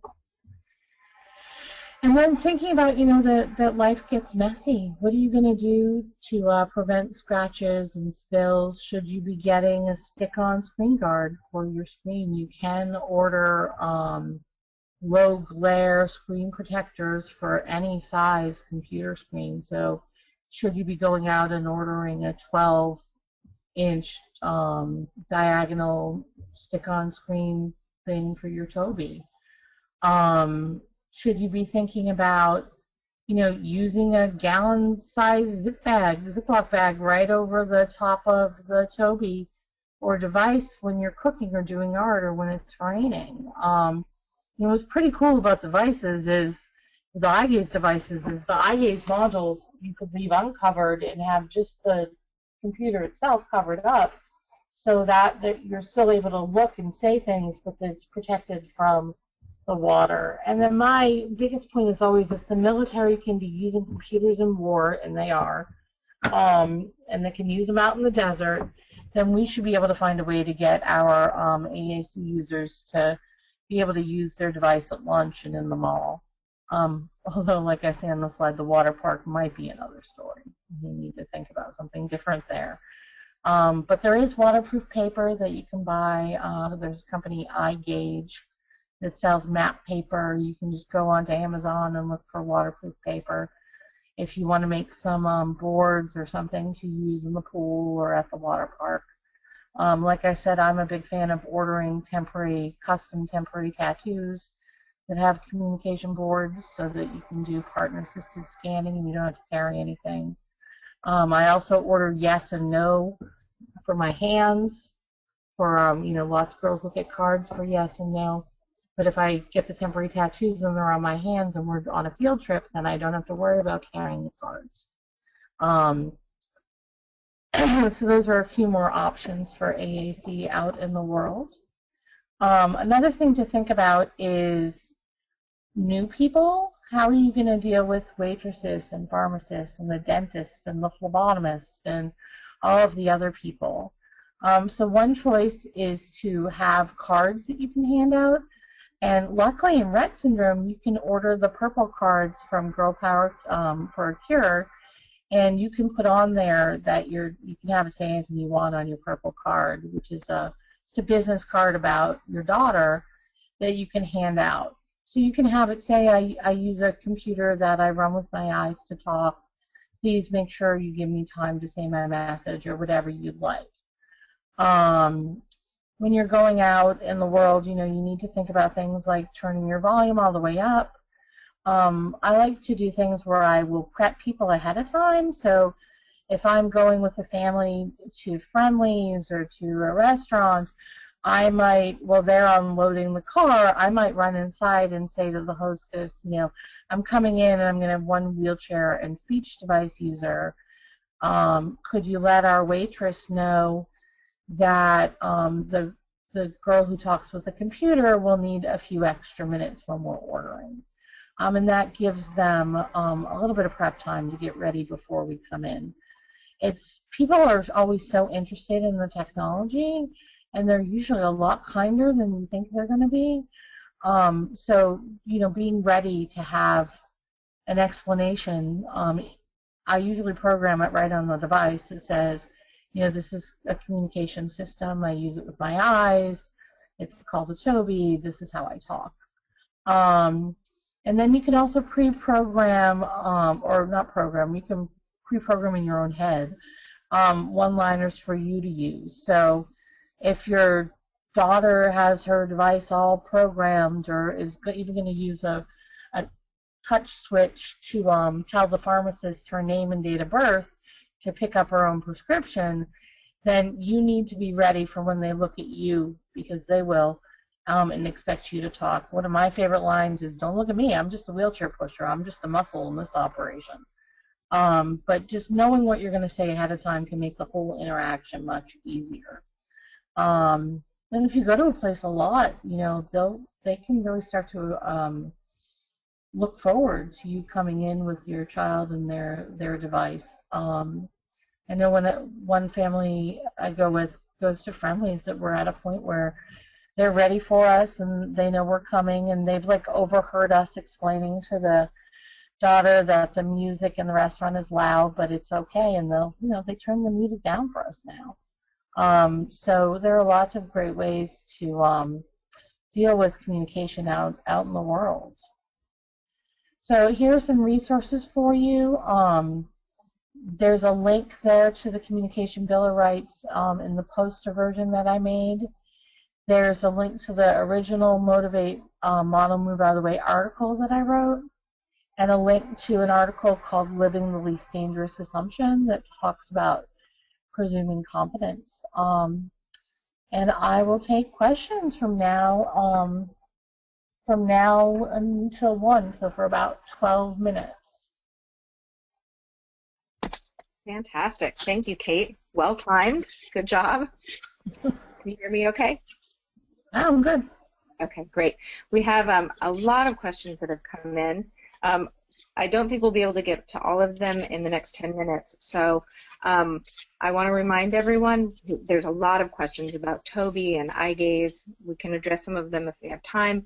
But if we run out of time, I hope everyone's registered for the next webinar, which will be at 1:30 p.m. Eastern, and that's with Judy LaRiviere, and she'll be talking specifically about taking eye gaze technology to the next level.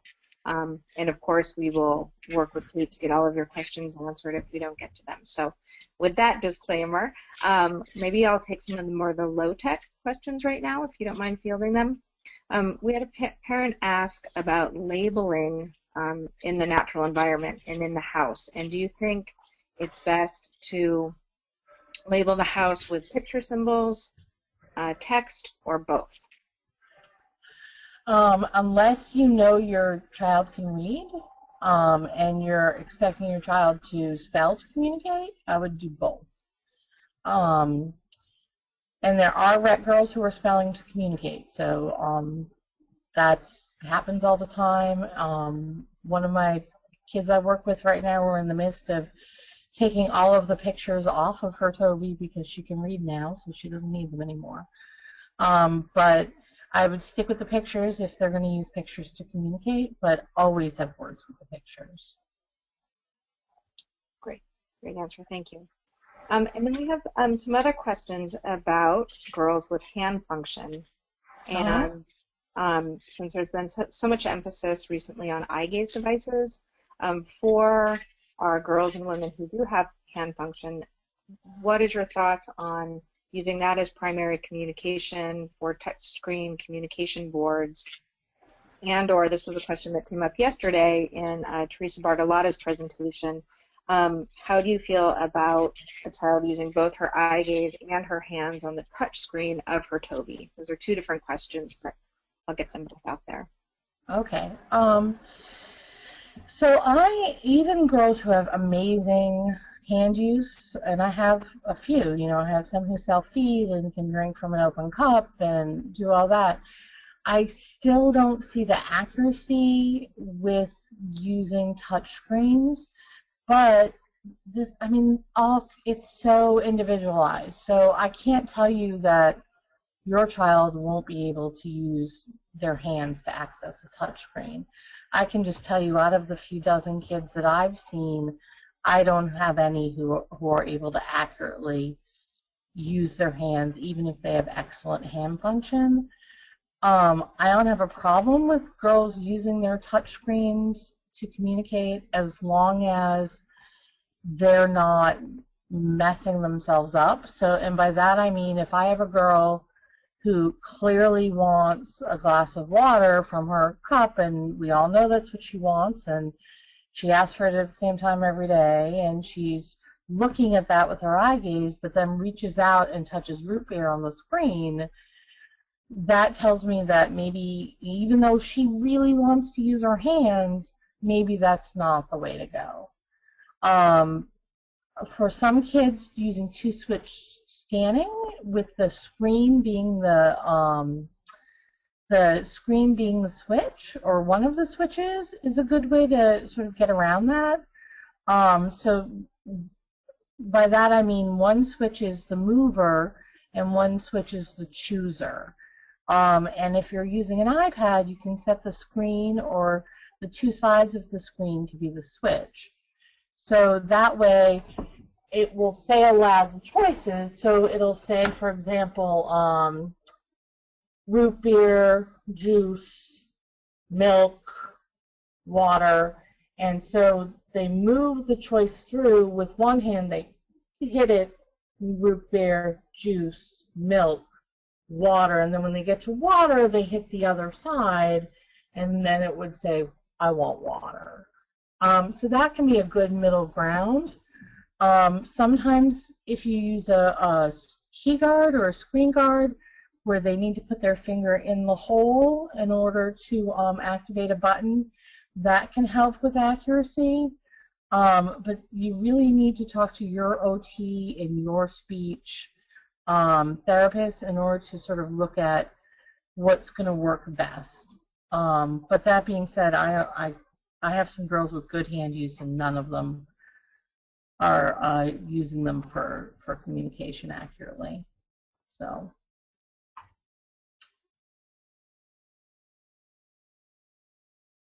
Okay, great. Thank you. I think that's a really important differential. We have another question about, and I'm sorry if I didn't catch this, if you did address it. A parent asked what your thoughts are on the lamp technique in software for girls that do have hand use. I mean, the thing about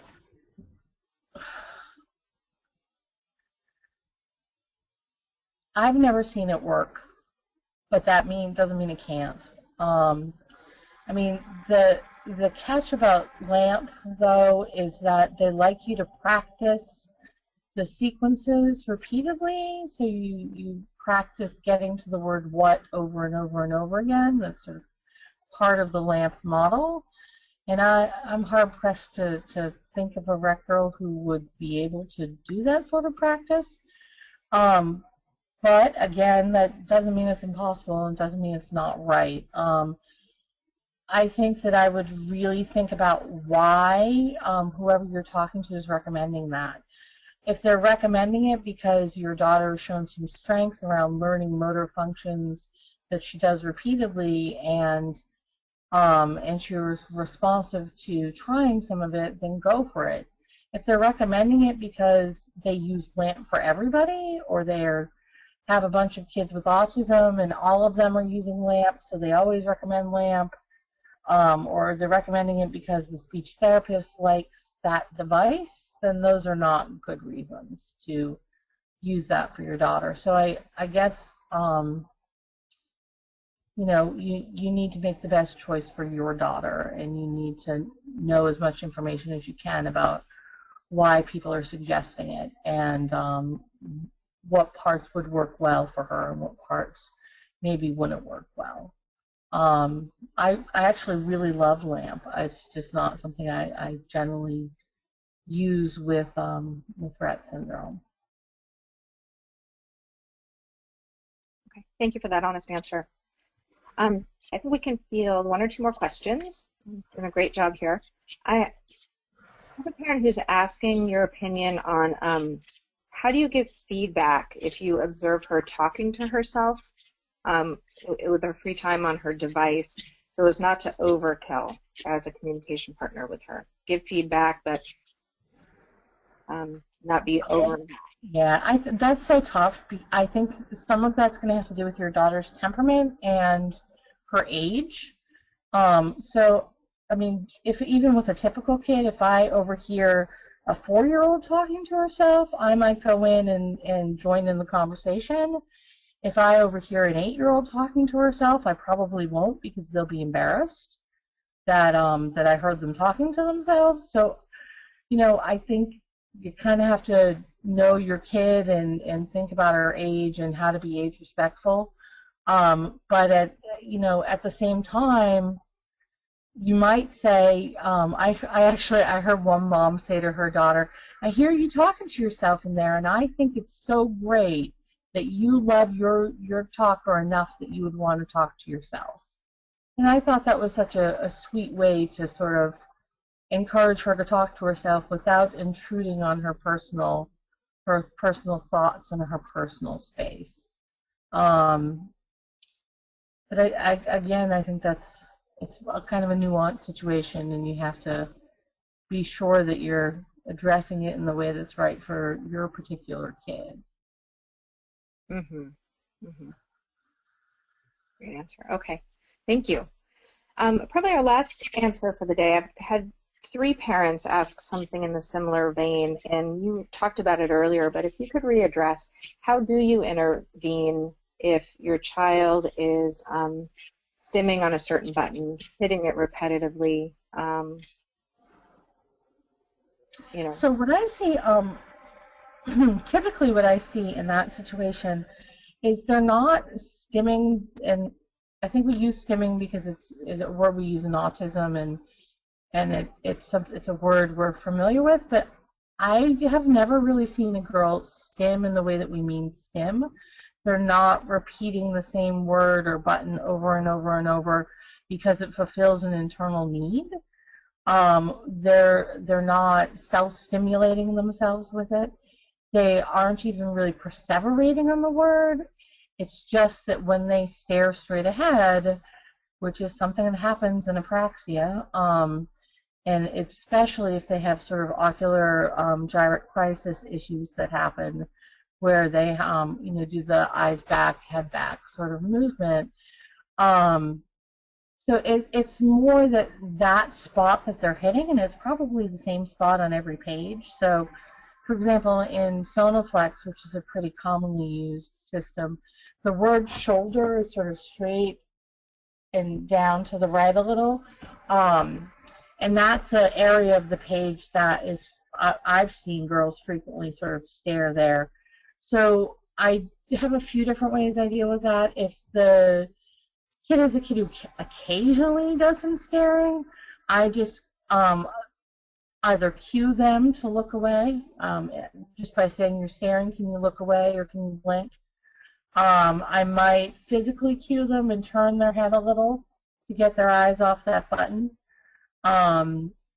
If it is a frequent issue and it's sort of all the time staring at the same spot on the screen, I just move those buttons somewhere else on the screen and have no buttons there.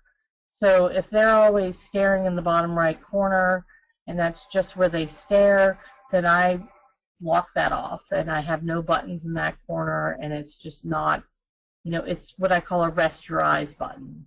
So I might even put a button that doesn't do anything that says rest your eyes, so that they can look there to rest.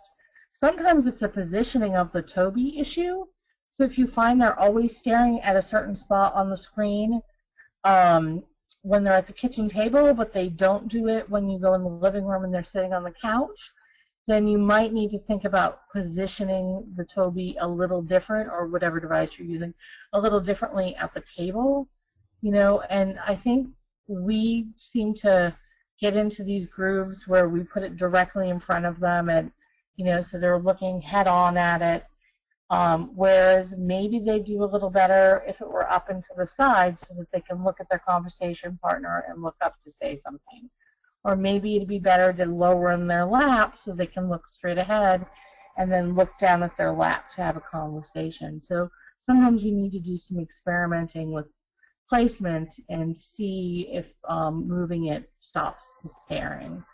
And again, I just be real careful of calling it stimming, because I don't think it usually is. You know, stimming is really about meeting a sensory need, and I'm 99% sure that that's not what's happening when the girls stare at certain buttons.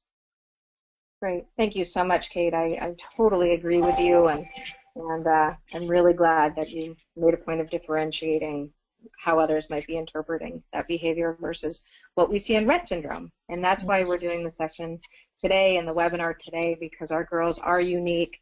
They are unique to each as individuals, having their diagnosis. I think you did a great job really emphasizing that it's not a one-size-fits-all approach to communication, but there are some things that are very unique to the diagnosis of Rett syndrome, and some patterns that we can use to our benefit and share with everyone working with our kids.